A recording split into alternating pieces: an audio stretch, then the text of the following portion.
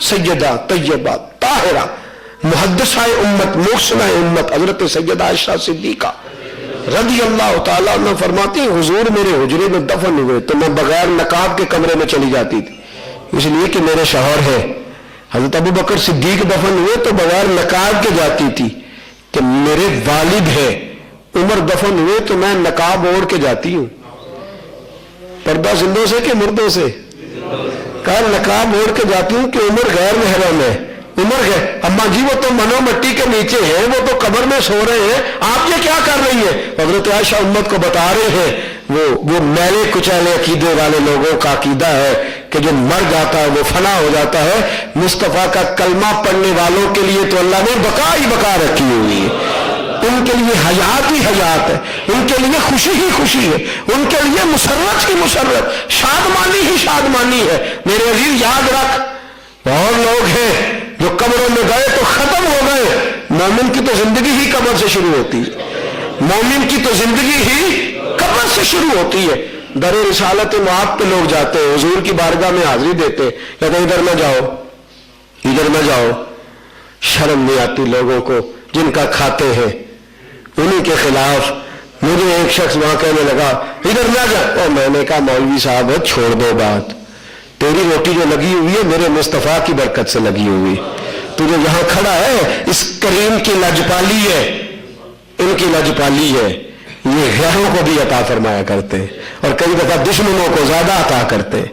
عزیز یاد رکھ اس بات کو اور سمجھ، محبوب کو اللہ پاک تھوڑی دیر کے لیے ذائقہ چکھا ہے حضور نے موت کا، تھوڑی دیر کے لیے۔ امام ابو نعیم کہتے رسول پاک صلی اللہ تعالی علیہ وسلم کی روح کو نکالا حضرت اسرائیل علیہ السلام نے، اور نکالا کیسے؟ قرآن کہتا ہے کہ حضرت موت جب نبیوں کے پاس آتی ہے تو آتی نہیں، حاضر ہوتی ہے۔ وَإِذَا حَضَرَ یعقوب الموت، پہلا سپارہ پڑھیے، جب یعقوب کے پاس موت حاضر ہوئی، موت حضرت یعقوب کے پاس آئی نہیں، مسلط نہیں ہوئی، حاضرہ موت کیا ہوئی؟ موت حضرت امام غزالی فرماتے ہیں وہ تو اچھے لوگوں کے پاس بھی حاضر ہوتی ہے۔ حضرت اسرائیل آ کے کہتے ہیں کوئی کام کرنا ہے تو کر لو، میں لینے آؤں گا، تو نیک لوگوں کو پیغام دے جاتے ہیں تو مصطفیٰ کریم ہے صلی اللہ کہتے ہیں مصطفیٰ جان رحمت پر موت حاضر ہوئی۔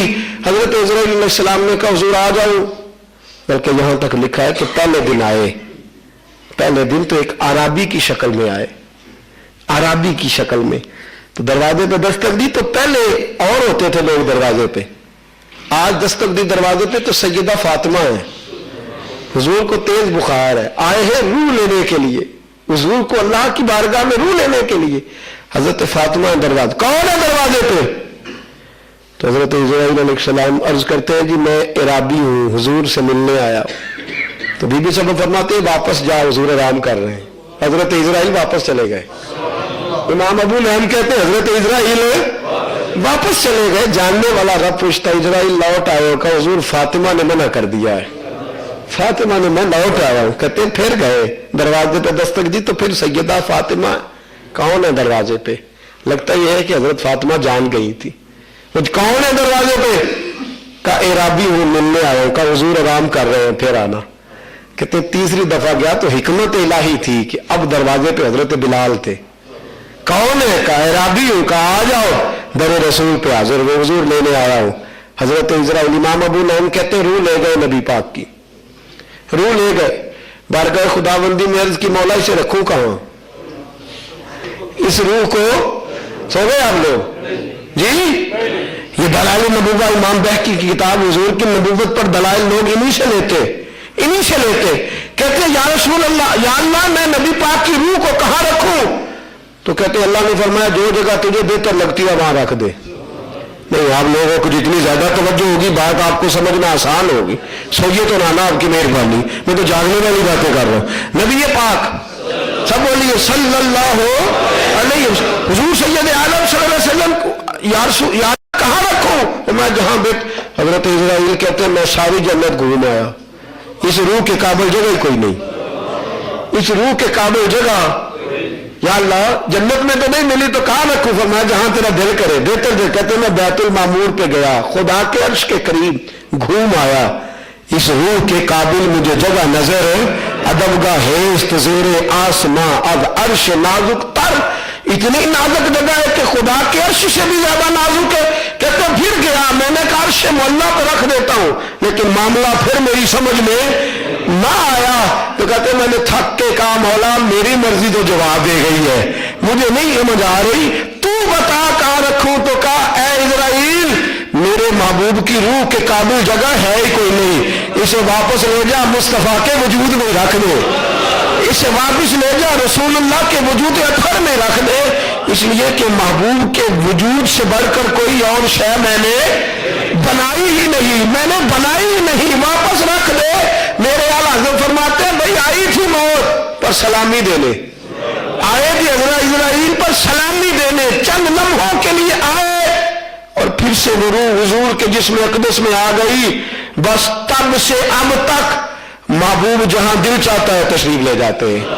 محبوب کی حیات اسی طرح اور قسمیں اٹھاتے ہیں بریلی کے امام، تو زندہ ہے واللہ، تو زندہ ہے واللہ میری چشم عالم سے.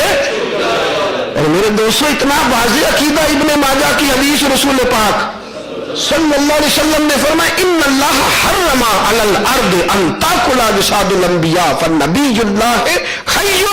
فرمایا اللہ نے حرام کر دیا ہے زمین پر، زمین نبیوں کا جسم کھاتی ہی نہیں، زمین نبیوں کا جسم، فالنبی اللہ حی، اللہ کا ہر نبی زندہ ہے، اللہ کا ہر نبی، حضور نے فرمایا اللہ کا ہر نبی.